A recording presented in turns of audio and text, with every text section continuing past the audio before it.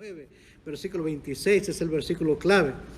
Y mirándolos Jesús les dijo: para los hombres esto es imposible, mas para Dios todo es posible. Amén. En Marcos 10:27 lo dijo, Marcos lo escribió de esta manera, que dijo Cristo: porque todas las cosas son posibles para Dios. ¿Recuerdan cuando el ángel se le apareció a María para anunciarle que iba a concebir del Espíritu Santo? Le dijo el ángel a María: el Espíritu Santo vendrá sobre ti y el poder del Altísimo te cubrirá con su sombra, por lo cual también el santo ser que nacerá será llamado Hijo de Dios. Y luego en el versículo 37 le añadió el ángel: porque nada hay imposible para Dios. Amén. En Lucas 18:27 el Señor reafirmó: lo que es imposible para los hombres es posible para Dios.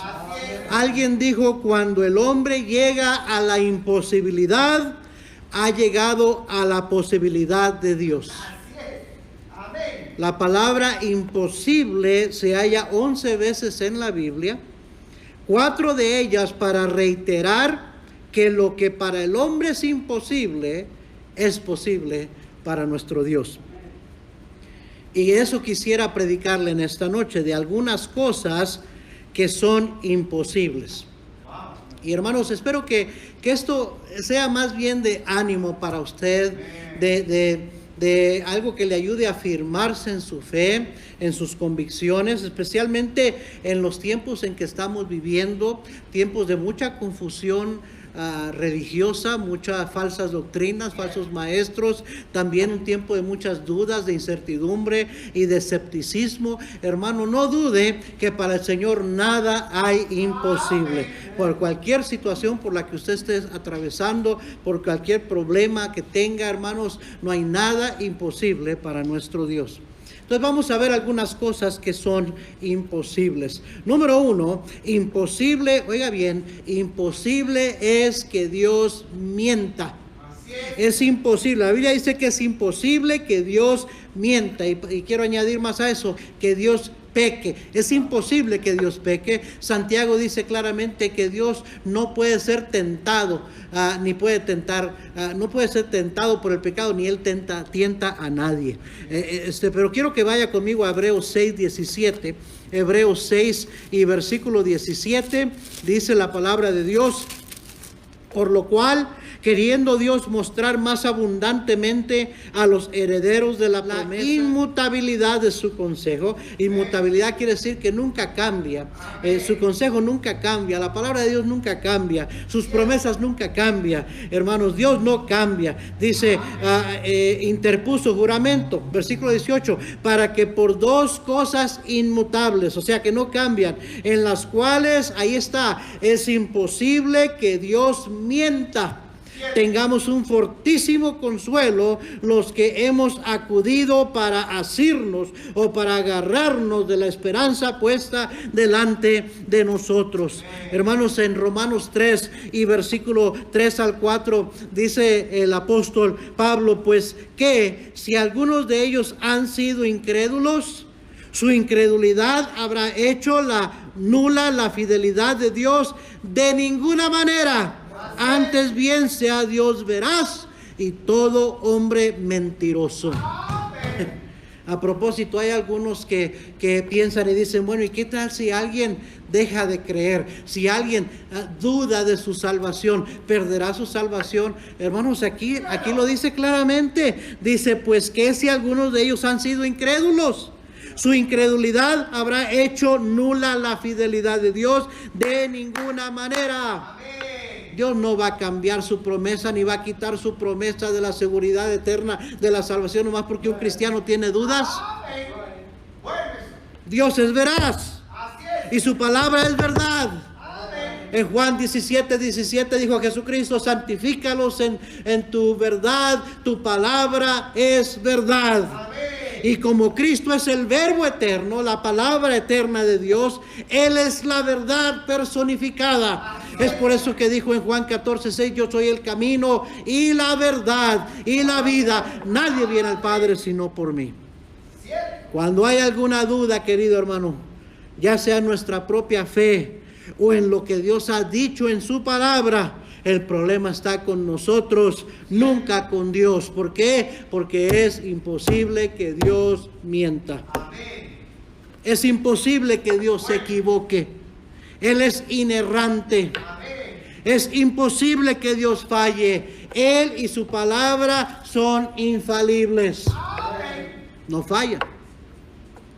Entonces la primera cosa que vemos que es imposible, es que es imposible que Dios mienta.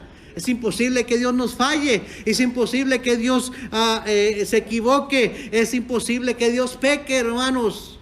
Amén. Número 2. También es imposible que Jesús no haya resucitado. Mire Hechos capítulo 2 versículo 22.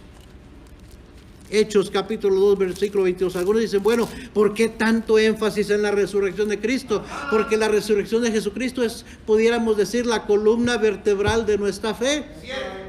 Si Cristo no resucitó, la Biblia ahorita lo vamos a leer, vana es nuestra fe.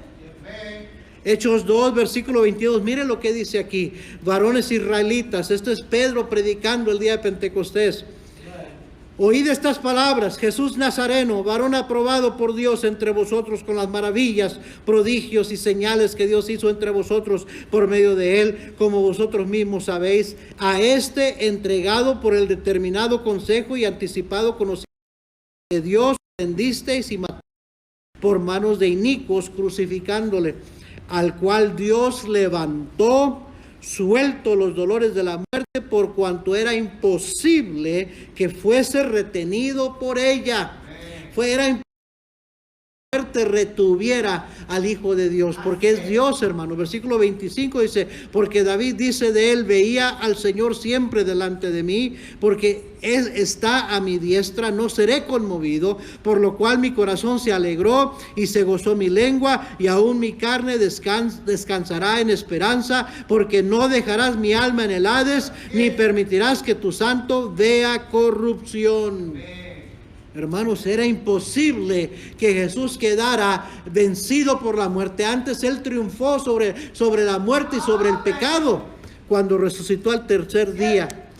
Hechos capítulo 1 y versículo 3 dice claramente, a quienes también después de haber padecido se presentó vivo con muchas pruebas indubitables. Indubitables quiere decir que no puede dudarse, apareciéndoseles durante 40 días y hablándoles acerca del reino de Dios. Mire primero a los Corintios capítulo 15 y versículo 3. ¿Qué significa esto para nosotros los creyentes, los cristianos? Primero a los Corintios capítulo 15 versículo 3, dijo el apóstol Pablo, porque primeramente os he enseñado lo que asimismo recibí, que Cristo murió por nuestros pecados conforme a las Escrituras, y que fue sepultado, y que resucitó al tercer día conforme a las Escrituras, y que apareció a Cefas y después a los 12, después apareció a más de 500 hermanos a la vez, de los cuales muchos viven aún y otros ya duermen. Después apareció a Jacobo, después a todos los apóstoles. El Señor dijo, se apareció durante esos 40 días a más de 500 hermanos. Son pruebas indubitables. ¿Y qué significa la indubitable resurrección para nosotros los cristianos? Significa todo, hermanos, todo. En 1 Corintios 15, 17 dice claramente, y si Cristo no resucitó, vuestra fe es vana, aún estáis en vuestros pecados. Y por lo tanto, 1 Corintios 15, 51 dice, he aquí os digo un misterio, no todos dormiremos, pero todos seremos transformados. En un momento, en un abrir y cerrar de ojos, a la final trompeta, porque se tocará la trompeta, y los muertos serán resucitados incorruptibles, y nosotros seremos transformados, porque es necesario que esto corruptible se vista de incorrupción, y esto mortal se vista de inmortalidad. Y cuando esto corruptible se haya vestido de incorrupción, corrupción y esto mortal se haya vestido de inmortalidad, entonces se cumplirá la palabra que está escrita: sorbida es la muerte en victoria. ¿Dónde está, oh muerte, tu aguijón? ¿Dónde, oh sepulcro, tu victoria? Ya que el aguijón de la muerte es el pecado y el poder del pecado la ley, mas gracias sean dadas a Dios que nos da la victoria por medio de nuestro Señor Jesucristo. Gloria a Dios, hermanos, que la victoria del cristiano está en la resurrección de Cristo de entre los muertos. Y por eso termina diciendo: así que, hermanos míos amados, estad firmes y constantes, creciendo en la obra del Señor siempre, oiga, sabiendo que vuestro trabajo en el Señor no es en vano. ¿Y sabe por qué no es en vano? Porque Cristo sí resucitó. Porque imposible es que la muerte lo retuviera. Porque Él tuvo victoria sobre la muerte y sobre el pecado, hermanos. Y por esa victoria nosotros también somos más que vencedores. Tercero, imposible es que alguien pueda ser salvo por obras. O sea, guardando los mandamientos, guardando la ley. Es imposible. Romanos capítulo 3, versículo 19. Dice la Biblia: pero sabemos que todo lo que la ley dice, lo dice a los que están bajo la ley, para que toda boca se cierre y todo el mundo quede bajo el juicio de Dios. O sea que la Biblia nos demuestra que somos pecadores. Romanos 3:10 dice: por cuanto, como está escrito, no es justo ni aun uno. Romanos 3:23 dice: por cuanto todos pecaron y están destituidos de la gloria de Dios. Entonces, la razón que lo sabemos, la razón que sabemos que mentir es pecado, que matar es pecado, que robar es pecado, es porque la ley lo dice. Y todo el mundo queda bajo el juicio de Dios. No hay ni uno que sea bueno, todos hemos pecado. Versículo 20: ya que por las obras de la ley ningún ser humano será justificado delante de Él, porque por medio de la ley es el conocimiento del pecado. La ley sirve para decirnos lo pecadores que somos, y también para darnos esperanza, porque nos habla del Salvador, el único que nos puede salvar de nuestros pecados. Pero el hombre no puede salvarse guardando las obras de la ley. En Gálatas 2, versículo 16 dice claramente: sabiendo que el hombre no es justificado por las obras de la ley, sino por la fe de Jesucristo, nosotros también hemos creído en Jesucristo para ser justificados por la fe de Cristo y no por las obras de la ley, por cuanto por las obras de la ley nadie será justificado. Nadie, es imposible. Hermanos, hay solo dos religiones, dos creencias en todo el mundo. Aunque haya muchas diferentes religiones, en realidad nada más son dos. Aquella que enseña que el ser humano, el individuo puede ganarse la entrada del cielo haciendo obras, guardando mandamientos, cumpliendo con obras, con sacramentos, con ordenanzas. Y luego existen los otros que creemos que no hay nada que podamos hacer para salvarnos a nosotros mismos, y por eso necesitamos a un Salvador, y ese Salvador es el Señor Jesucristo. Dice el corito: solamente en Cristo, solamente en Él, la salvación se encuentra en Él. No hay otro nombre dado a los hombres, solamente en Cristo, solamente en Él. Es un corito que se compuso, ¿verdad?, debido a lo que dijo Pedro en Hechos 4:12: y en ningún otro hay salvación, porque no hay otro nombre bajo el cielo dado a los hombres en que podamos ser salvos. Romanos capítulo 8, versículos 2 y 3 dice: porque la ley del Espíritu de vida en Cristo Jesús me ha librado de la ley del pecado y de la muerte, porque lo que era imposible para la ley, por cuanto era débil por la carne, Dios, enviando a su Hijo en semejanza de carne de pecado, y a causa del pecado condenó al pecado en la carne. Cristo condenó al pecado, crucificó nuestro pecado juntamente con Él en la cruz del Calvario, y con su sangre nos limpia de todo pecado. Y por eso el apóstol dice en Romanos 3:28: concluimos pues que el hombre es justificado por fe sin las obras de la ley. Oh, querido amigo, si usted está confiando en su religión, en su buen comportamiento, en las obras que usted ha hecho, en guardar sacramentos, en el bautismo, en portarse bien, a saber, en ayudar al prójimo, en hacer buenas obras por otros, usted es una persona que tiene buenos motivos, pero está sinceramente equivocado. Porque usted no se puede salvar a usted mismo, porque con todas las obras que usted pudiera hacer, eso no quita su pecado. El único que puede quitar su pecado es el Cordero de Dios, que quita el pecado del mundo. Cristo Jesús, que derramó su sangre en la cruz del Calvario, y por su sacrificio es que usted y yo podemos tener perdón de pecados y esperanza de vida eterna. Imposible es que alguien sea salvo guardando los mandamientos, guardando la ley. Número 4, es imposible que alguien pueda agradar a Dios sin fe. Hebreos 11:6, usted sabe lo que dice, pero sin fe es imposible agradar a Dios.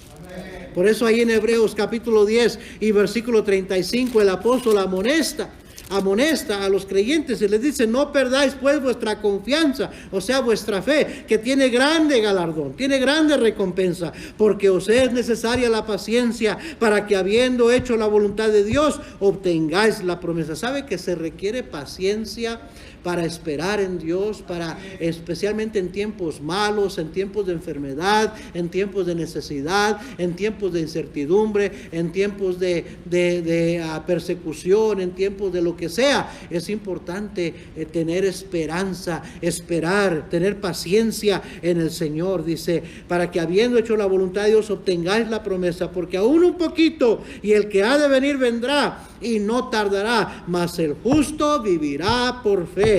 Y si retrocediere, no agradará a mi alma. Pero nosotros no somos de los que retroceden para perdición, sino de los que tienen fe para preservación del alma. Romanos 14:23 dice: y todo lo que no proviene de fe es pecado.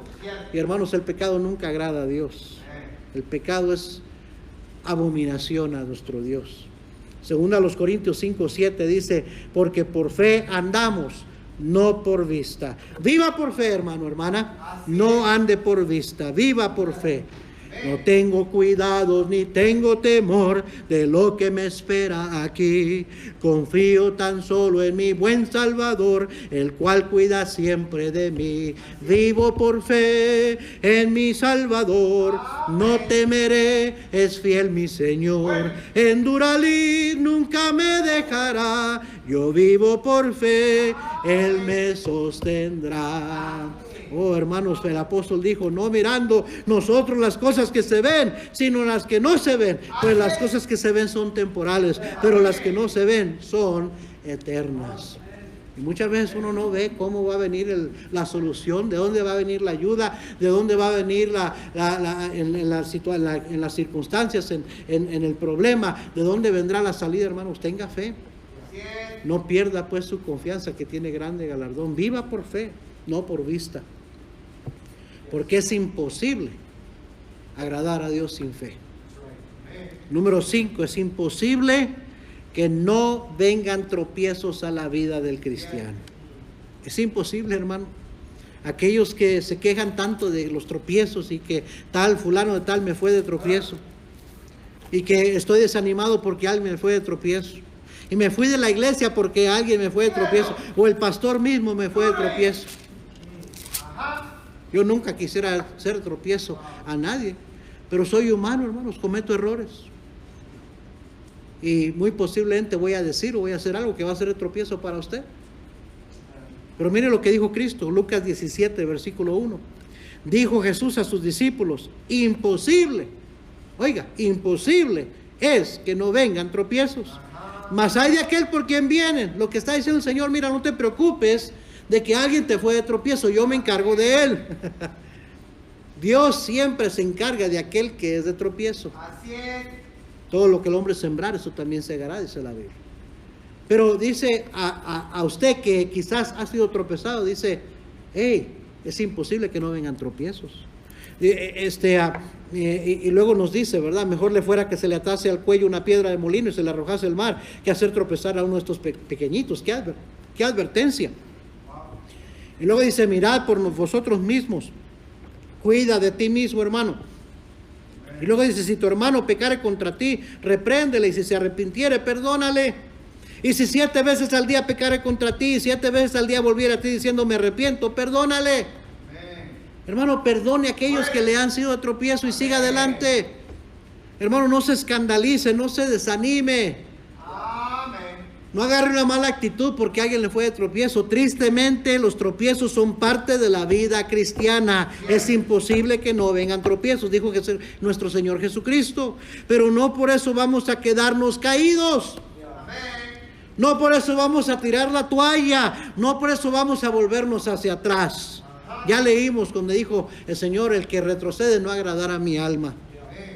No, eso no quiere decir porque alguien le tropezó, quiere decir que usted se va a salir de la voluntad de Dios, que usted va a dejar una buena iglesia. Amén. Mire 2 Timoteo capítulo 4. 2 Timoteo capítulo 4. Ay, es que el pastor no me ha visitado. Tenga paciencia, hermanos, que hasta la venida del Señor no sé cuándo lo voy a visitar, pero voy a tratar de visitar a toda la iglesia. El pastor no me ha visitado a mí. Pues he visitado más de 20, 22 familias. Todavía me falta. El pastor no me saludó. O el hermano me criticó.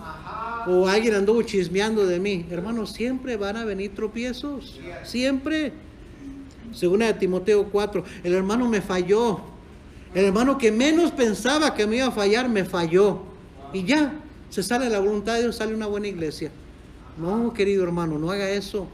Mire esta actitud que tenía el apóstol Pablo. 2 Timoteo 4, versículo 6. Aquí el apóstol es obvio que ya está despidiéndose de su discípulo Timoteo. La última epístola que escribió, está a punto de morir por la causa de Cristo. Mire lo que dice, porque yo ya estoy para ser sacrificado y el tiempo de mi partida está cercano. He peleado la buena batalla, he acabado la carrera, he guardado la fe. Y hermanos, así es lo que usted y yo que debemos hacer, tener en la meta, acabar nuestra carrera, guardar nuestra fe, a pelear la buena batalla, no andar peleando batallas que no debiéramos andar peleando. Pero no todo era color de rosa para el apóstol Pablo. No todo le fue bien en su carrera como siervo del Señor, en la vida cristiana. Mire lo que él dice aquí en el versículo 9, le está escribiendo a Timoteo, mire lo que le dice: procura venir pronto a verme, porque Demas me ha desamparado. Demas era uno de sus colaboradores cercanos. Demas me ha desamparado, amando este mundo, y se ha ido a Tesalónica. Crescente fue a Galacia y Tito a Dalmacia. No sabemos por qué Crescente se fue, no sabemos por qué Tito se fue, sabemos por qué Demas se fue. Pero el punto es que se fueron y lo dejaron. Versículo 11, solo Lucas está conmigo. Toma Marcos y tráele contigo, porque me es útil para el ministerio. A Tíquico lo envía a Éfeso. Trae cuando vengas el capote que dejé en Troas en casa de Carpo, y los libros, mayormente los pergaminos. Se fija que no oímos un tono en la voz aquí en el escribir de Pablo, un tono de voz de queja. Simplemente declarando lo que le había sucedido, dando testimonio de lo que le había sucedido, porque recuerda, está instruyendo a un discípulo, a un joven predicador que está dándole su consejo, ayudándole a que él también espere cosas similares en el ministerio y en su carrera como cristiano. Y luego le dice eso en el versículo 14: Alejandro el calderero me ha causado muchos males. El Señor le pague conforme a sus hechos. No dijo me la va a pagar o encárgate de él, no. Dijo, el Señor le pague conforme a sus hechos. El Señor se encarga de aquellos que son de tropiezo a sus hijos. Versículo 15, guárdate tú también de él, pues en gran manera se ha opuesto a nuestras palabras. En mi primera defensa, mire lo que dice: ninguno estuvo a mi lado, sino que todos me desampararon. No les he tomado en cuenta.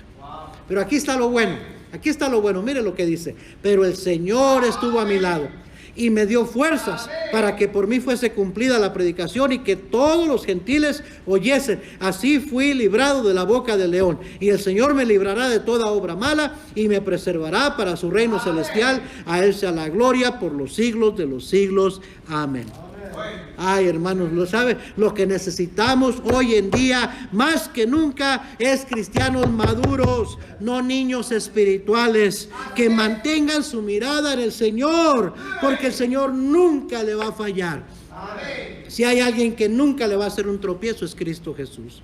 Y el Señor lo dijo en Mateo 11:6, dijo a sus discípulos: y bienaventurado es el que no halle tropiezo en mí. Los cristianos más dichosos, más felices, con la mejor actitud siempre, los que son de bendición a otros y no de tropiezo a otros, ¿sabe quiénes son? Son aquellos que viven con su mirada puesta en el Señor. Amén. No en lo que la gente hizo y dijo y no hizo y cómo me falló, sino en su Señor. Son aquellos que aman y confían en la palabra de Dios y en sus promesas, porque la palabra de Dios nunca cambia y nunca nos falla. Salmo 119, 165 dice claramente: mucha paz tienen los que aman tu ley y no hay para ellos tropiezo. Hermano, hágase la idea, va a haber tropiezos, pero si usted mantiene su mirada puesta en el Señor y usted se agarra de la palabra de Dios, las promesas en la palabra de Dios, ¿sabe qué? Ningún tropiezo lo va a dejar ahí tirado, ningún tropiezo lo va a sacar de la voluntad de Dios. Madure, hermano. Ya deje de quejarse, ya deje de chuparse el dedo como un niño inmaduro. Número 6, imposible es que Dios no conteste la oración del cristiano que se acerca confiadamente a Él. Gloria a Dios. En Mateo 17:20 dice la Biblia: Jesús les dijo: por vuestra poca fe, porque de cierto os digo que si tuviereis fe como un grano de mostaza, diréis a este monte: pásate de aquí allá, y se pasará, y nada os será imposible. ¿Lo oyó? Nada os será imposible, pero hay que pedir por fe.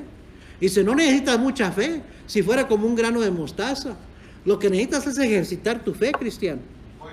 Me acuerdo el gran predicador Tom Malone, el pastor Tom Malone, de Pontiac, Michigan, en una predicación nos platicó ese testimonio de que cuando estaba queriendo construir, añadir a la iglesia, al templo o al colegio, no recuerdo qué era, no podían porque no tenían el dinero para mover un cerro de tierra que tenían en su propiedad.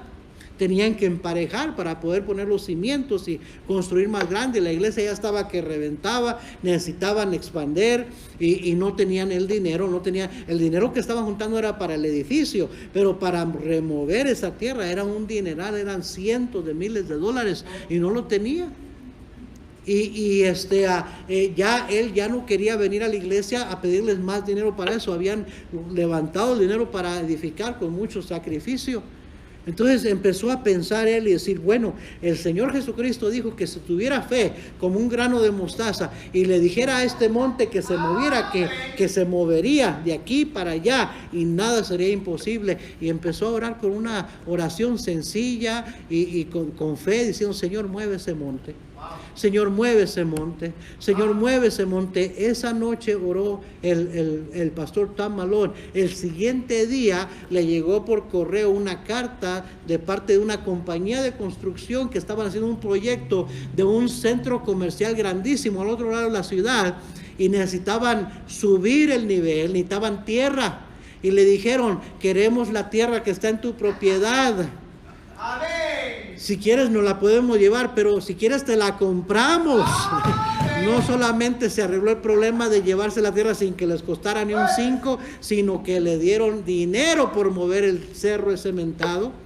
Y cuenta, es un testimonio, está en la historia de esa iglesia ahí en Pontiac, Michigan, cómo el poder de Dios movió ese monte. Es que a veces somos místicos, somos sensacionalistas, como los pentecostales, y queremos andar viendo milagros para señales como los judíos, ¿verdad? Para ser convencidos. Me recuerdo de otro ilustración que usó un predicador, y algo de chiste, ¿verdad? De aquel hombre que quería probar ese versículo. Quería ver que Dios moviera el monte, entonces fue y se paró delante de un cerro, de un monte, y empezó a orar así con las manos extendidas. Era pentecostal de seguro.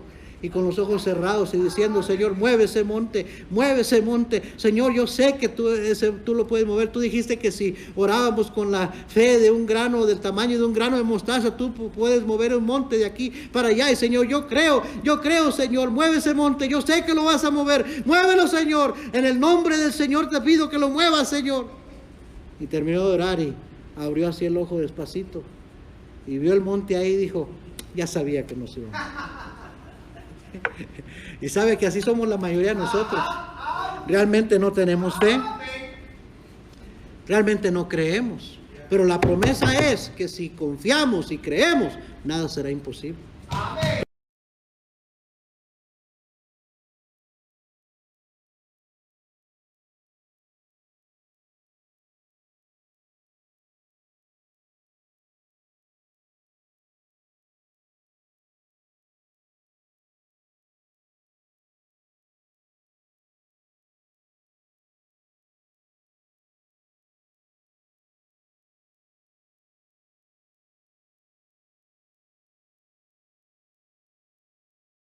Dios, las cosas cambiarán orando.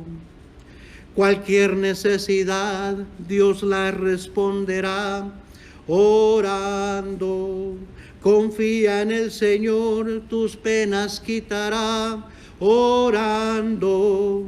Bendita la oración, yo puedo hablar con Dios orando. Amén. Orando sin cesar venceremos, orando sin cesar venceremos. Para poder vencer, el poder, en el nombre del Señor venceremos. Hermanos, qué lindos coritos, ¿verdad? De una fe sencilla. Pero hermanos, ¿sabe qué es lo que necesitamos? Necesitamos una fe sencilla.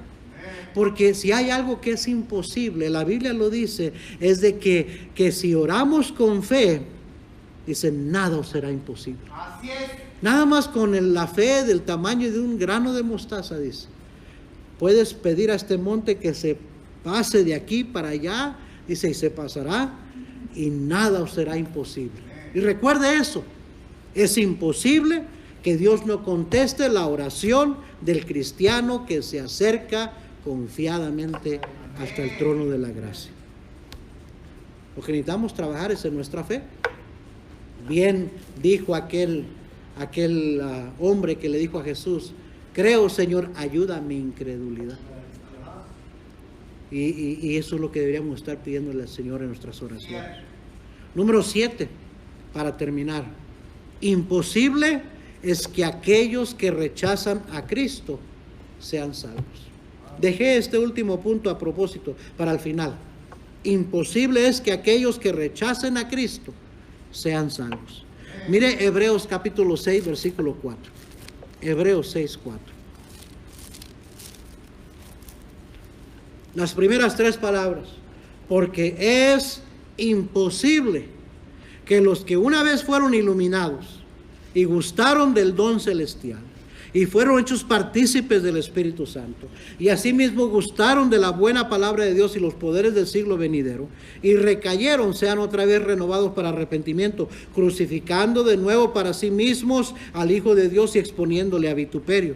Porque la tierra que bebe la lluvia que muchas veces cae sobre ella y produce hierba provechosa, aquellos por los cuales es labrada, recibe bendición de Dios. Pero la que produce espinos y abrojos es reprobada, está próxima a ser maldecida y su fin es el ser quemada. Hay gente que ha escuchado el Evangelio una y otra vez, de una y de otra forma, de una y de otra persona, de cristianos que le han regalado un folleto, de un amigo en el trabajo, en la escuela, de un pariente cristiano que les ha testificado y han rechazado una y otra vez. No es porque no hayan entendido, no es porque no se les haya explicado, es porque simple y sencillamente han rechazado.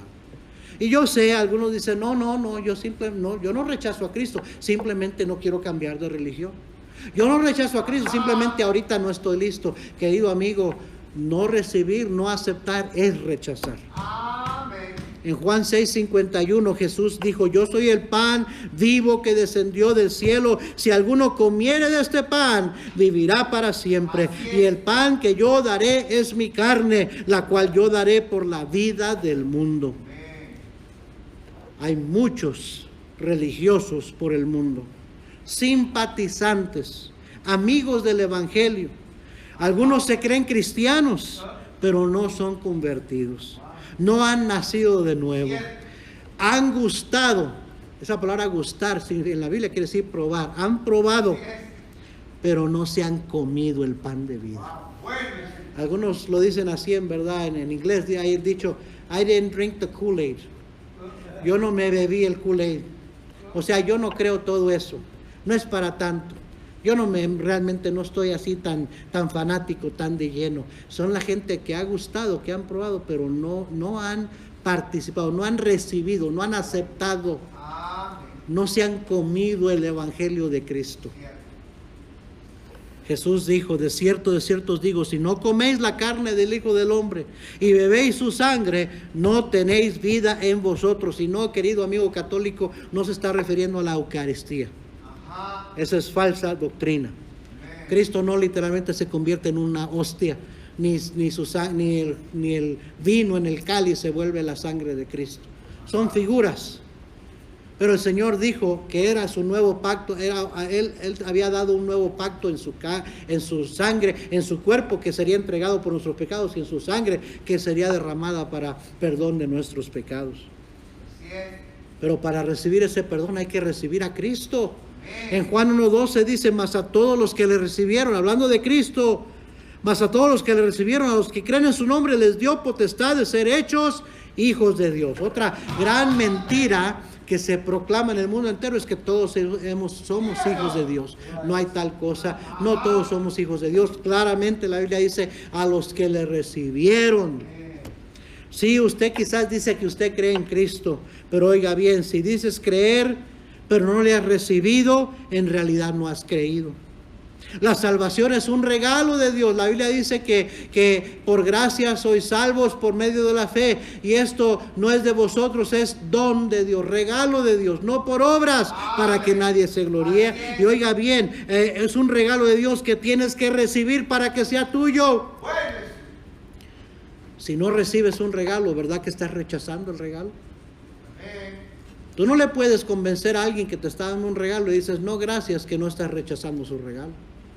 Así es lo mismo con la salvación, con el Hijo de Dios. Algunos hablan del pecado imperdonable. ¿Cuál será el pecado imperdonable? La blasfemia contra el Espíritu Santo. Y se complican. Algo tan sencillo, hermanos, el pecado imperdonable. Yo creo que muchos cometen el pecado imperdonable diariamente. ¿Sabe cuál es? Es negar la obra del Espíritu Santo y rechazar al Hijo de Dios. Porque el Espíritu Santo es el que da convicción al pecador de su pecado.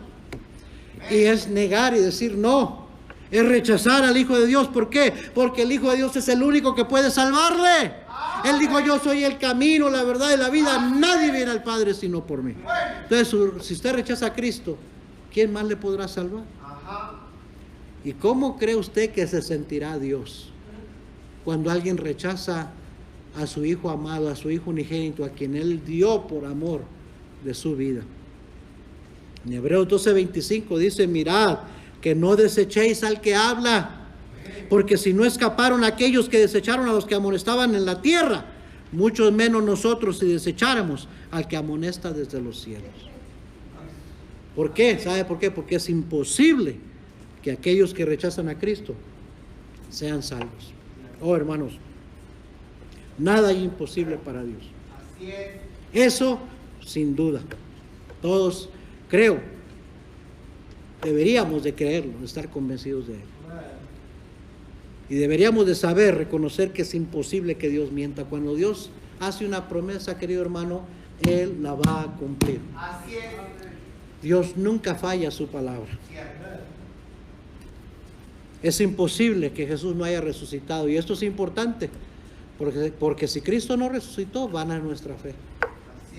Toda nuestra fe recae sobre un maravilloso suceso: la resurrección de Jesucristo de entre los muertos. Eso es lo que hace válida, poderosa la fe del cristiano. Imposible es que alguien pueda ser salvo por obras, guardando los mandamientos, guardando la ley. Nuestra salvación está en Cristo Jesús, es por gracia, por medio de la fe y no por obras. Es un regalo de Dios. Imposible es que alguien pueda agradar a Dios sin fe. El cristiano debe de vivir por fe, hermano, no se eche para atrás. Imposible es que no vengan tropiezos a la vida de un cristiano. Así es que no le sorprenda. No use eso como excusa para desanimarse y para apartarse del Señor. Más bien levántese y siga adelante. Dios se encargará de aquel que fue de tropiezo a su vida. Usted ponga sus ojos en Cristo y no se desanime, no se eche para atrás. Número 6, es imposible que Dios no conteste la oración del cristiano que se acerca confiadamente a Él. Así es que hay que acercarnos con toda confianza hasta el trono de la gracia, hermano, para alcanzar la misericordia y el oportuno socorro. Y si usted conoce a alguien que no es salvo, o si usted me está escuchando y aún no ha recibido a Cristo, no espere más tiempo. Deje de estar rechazando a Cristo, porque es imposible que los que rechazan a Cristo puedan ser salvos. Y usted tiene un pariente que no es salvo, que no es cristiano, ore mucho por él, que no muera sin aceptar a Cristo como su Salvador, porque si rechaza a Cristo no hay más esperanza, no hay otra oportunidad después de la muerte. Mientras hay vida hay esperanza aquí, pero una vez que se acabe esta vida se acabaron las oportunidades. Queridos hermanos, nada es imposible para nuestro Dios. Tengamos una fuerte confianza en cualquier situación. Quizás usted está enfrentando un problema más grande de lo que usted